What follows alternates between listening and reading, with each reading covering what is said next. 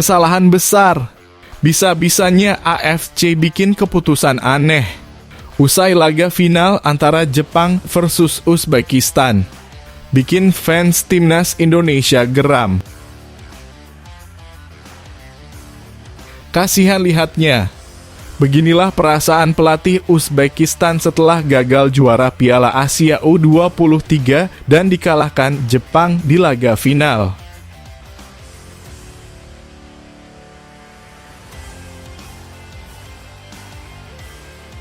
Keputusan gila dan bodoh dibuat AFC.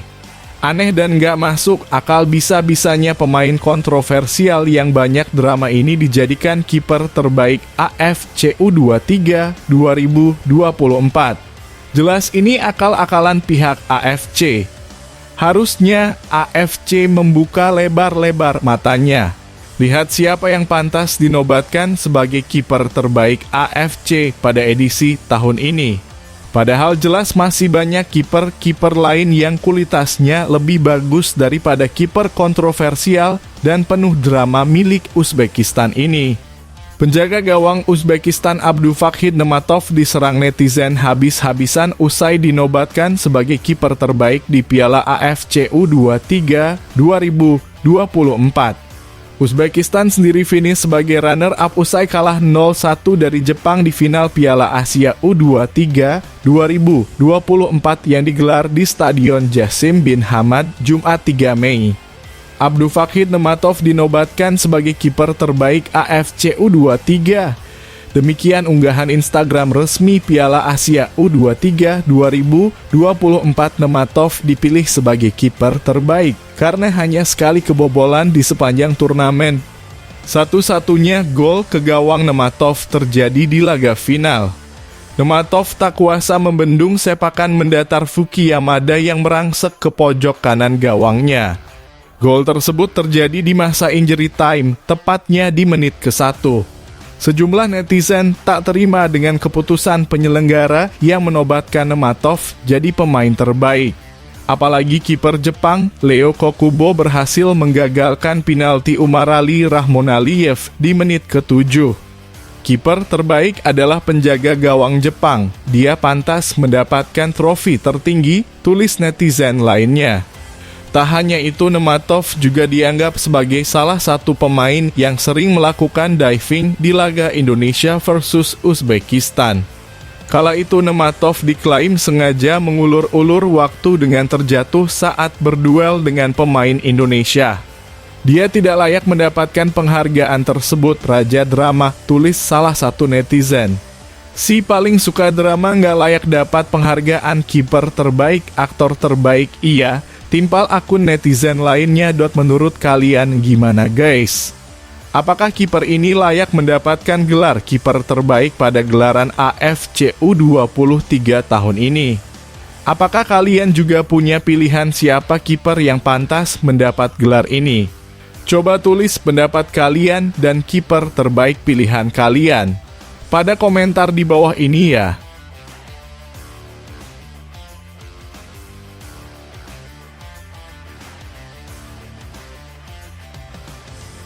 Mampus, rasain lo. Kena karma kan akhirnya. Hahaha, udah dibantu wasit dan wasit AFC masih aja gak bisa juara. Karena kemenangan curang saat lawan Indonesia tidak akan mendapatkan keberkahan.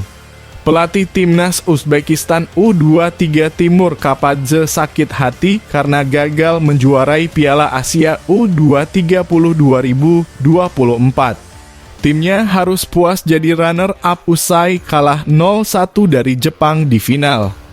Pertandingan final Piala Asia U23 2024 Stadion Jassim bin Hamad, Jumat 3 Mei berlangsung sengit dan berakhir dramatis. Fuki Yamada mencetak gol tunggal untuk Jepang di menit ke-91. Sedangkan Uzbekistan punya kesempatan menyeimbangkan kedudukan lewat titik putih. Sayangnya, tendangan penalti Umarali Rahmonaliev di menit-menit akhir ditepis oleh Leo Kokubo. Skor 1-0 pun bertahan hingga peluit panjang. Selamat untuk Jepang. Hasil ini sangat menyakitkan. Kami punya kesempatan sepanjang pertandingan dan seharusnya kami bisa mencetak gol dari penalti, kata Timur di situs resmi AFC Sabtu 4 Mei. Di atas kertas, tim muda Serigala Putih sebenarnya lebih dominan dari pasukan Samurai Blue.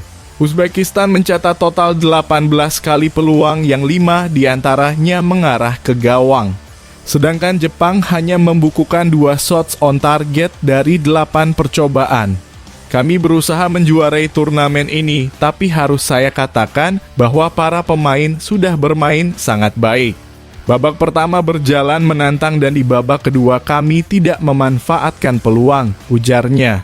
Lebih lanjut, Timur berpendapat timnya bisa juara Piala Asia U23 jika lebih banyak pemain abroad atau yang berkarier di luar negeri untuk bergabung dengan timnya.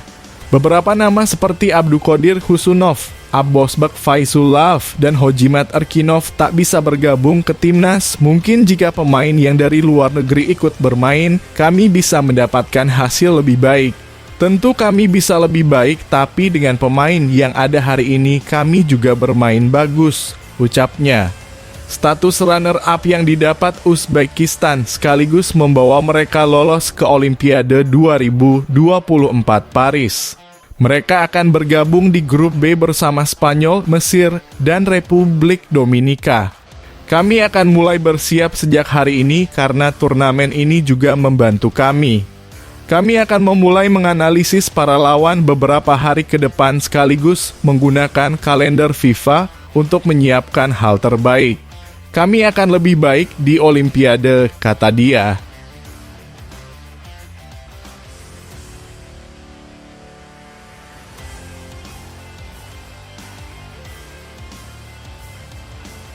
Pelatih Timnas Indonesia U23, Shin Tae-yong menjawab kemungkinan memanggil Elkan Bagot. Skuad Garuda Muda akan menjalani babak play-off Olimpiade 2024 Paris. Timnas Indonesia U23 akan menghadapi Guinea sebagai wakil dari Afrika pada 9 Mei 2024 di INF Clairefontaine, Prancis untuk memperebutkan satu tiket ke Olimpiade 2024. Timnas Indonesia U23 gagal lolos ke Olimpiade 2024 lewat 3 kuota Piala Asia U23 2024. Pasalnya, skuad Garuda Muda hanya menjadi tim peringkat keempat. Dalam perebutan tempat ketiga Piala Asia U23 2024 di Stadion Abdullah bin Khalifa, Doha, Qatar, Timnas Indonesia U23 menyerah 1-2 dari Irak. Timnas Indonesia U23 tidak memanggil Elkan Bagot ke Piala Asia U23 2024. Pasalnya, bek kelahiran Bangkok, Thailand itu sempat mengalami cedera. Meski begitu, Elkan Bagot sudah sembuh. Ia selalu bermain untuk Bristol Rovers sejak 13 April 2024 sebelum dikembalikan ke Ipswich Town yang selangkah lagi promosi ke Premier League. Ini bukan waktu yang tepat untuk membahasnya dan kami masih belum 100% yakin akan hal itu, ujar Shin Tae-yong. Apabila dalam keadaan bugar, Elkan Bagot berpeluang bergabung dengan Timnas Indonesia U23. Pasalnya musimnya bersama Bristol Rovers di divisi ketiga Liga Inggris telah berakhir.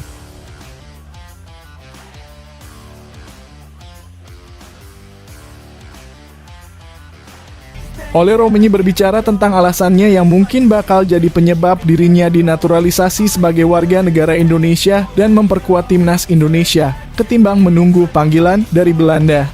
PSSI masih terus melakukan naturalisasi terhadap para pemain keturunan yang tinggal di luar negeri, terutama di Belanda. Maarten Paes telah menjalani sumpah yang menahbiskan dirinya sebagai warga negara Indonesia. Ketua Umum PSSI Erick Thohir mengonfirmasi bahwa Calvin Verdonk dan Jens Raven yang juga telah hadir di Indonesia kemarin untuk melanjutkan proses naturalisasinya.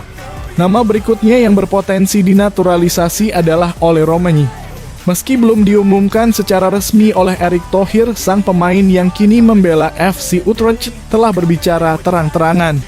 Ole Romenyi masih berusia 23 tahun dan dia bermain di kasta tertinggi Liga Belanda atau Eredivisie. Meski masih mungkin menanti panggilan dari Timnas Belanda, Romenyi mengaku tertarik bela Timnas Indonesia. Romenyi sejatinya belum mengambil keputusan final. Meski begitu, dia menjadi ingin membela skuad Garuda karena peran dari para netizen Indonesia. Itu sangat menarik dan benar-benar indah. Anda bisa benar-benar menjadi panutan dan menginspirasi orang. Ada begitu banyak orang di Indonesia, jadi itu tentunya adalah sebuah kesempatan yang luar biasa. Daniel Van Laar yang berbicara dengan Romani di Voetbal Primeur mengaku takjub dengan bagaimana Indonesia membangun tim pada saat ini. Mereka benar-benar berusaha untuk langkah berikutnya di sana untuk mencoba menciptakan sesuatu bersama. Selain para pemain lokal Indonesia yang bermain di sana dan lahir di Indonesia, mereka mencoba menciptakan suatu gabungan.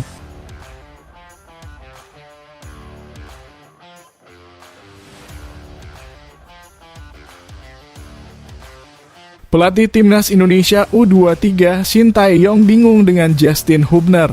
Pasalnya back squad Garuda Muda itu melakukan kesalahan saat melawan Irak.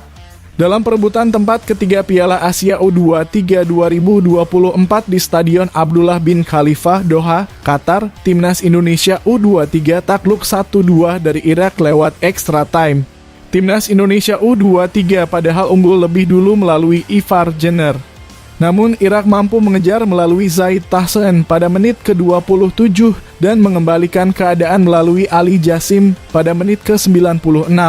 Justin Hubner salah mengantisipasi umpan gelandang Irak Muntadhar Mohamed. Alhasil bola memantul tanah dan mengarah ke Ali Jassim yang sudah terbebas di lini belakang Timnas Indonesia U23. Namun secara keseluruhan Justin Hubner tetap bermain baik untuk Timnas Indonesia U23. Mengacu statistik, ia menjadi pemain dengan jumlah clearances terbanyak yaitu 9 sapuan. Selain itu, Justin Hubner juga mengoleksi 3 tackle, 1 blok tendangan, 2 aerial duels won, 2 intercept, dan 88,3% pass accuracy. Ia juga dipercaya menjadi kapten Timnas Indonesia U23 untuk menggantikan Rizky Ridho yang absen karena kartu merah. Saya juga tidak mengerti kenapa Hubner melakukan kesalahan itu. Masih tidak yakin tentang hal itu. Jadi itu juga pertanyaan bagi saya, ujar Shin Tae-yong. Bersama Timnas Indonesia U23 di Piala Asia U23 2024, Justin Hubner bermain 5 kali dengan 4 diantaranya sebagai starter.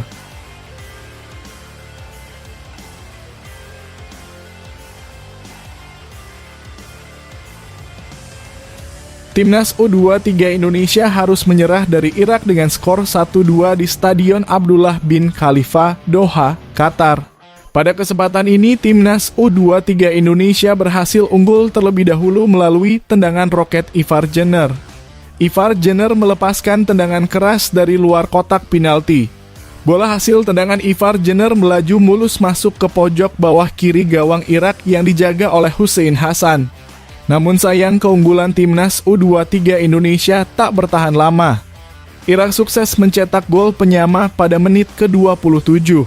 Gol tersebut berawal dari sepakan pojok yang dilakukan oleh Muntadhar Mohamed. Hernando Ari keluar dan mencoba menepis bola. Bola liar lalu ditanduk oleh Nihad Mohamed dan sempat mengenai Zaid Tahsen sebelum gol tercipta. Skor 1-1 menutup babak pertama. Marcelino Ferdinand tersungkur kesakitan usai dilanggar oleh Karar Mohamed. Pemain bernomor punggung 7 itu langsung mendapatkan perawatan dan kembali melanjutkan permainan. Bola hasil tendangan Marcelino Ferdinand masih belum tepat sasaran pada menit ke-54. Sampai menit ke-55, Timnas U23 Indonesia memegang kendali permainan dengan penguasaan bola 55% berbanding 45 milik Irak. Timnas U23 Indonesia memperoleh peluang melalui lemparan jauh Pratam Arhan pada menit ke-72. Namun bola tersebut mampu ditepis oleh kiper Irak, Hussein. Penyelamatan gemilang dilakukan Nathan pada menit ke-73. Nathan mampu menyapu bola hasil tendangan pemain Irak yang menuju gawang Timnas U23 Indonesia yang sudah ditinggal Hernando Ari. Tendangan Rafael Struijk pada menit ke-75 masih melambung tinggi di atas gawang Irak. Shin Tae-yong memasukkan 2 tenaga baru pada menit ke-79. Komang Teguh dan Fajar dimasukkan untuk mengganti Rio Fahmi dan Kelis Royer.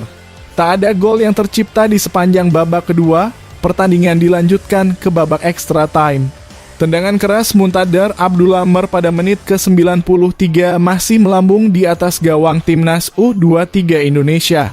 2 menit berselang, gantian tandukan Amin Al-Hamawi yang belum tepat sasaran. Gawang Hernando Ari akhirnya jebol pada menit ke-96. Ali Jasim yang terlepas dari jebakan offside mampu melepaskan tendangan keras yang melewati kedua kaki Hernando Ari. Irak memimpin 2-1 atas timnas U23 Indonesia.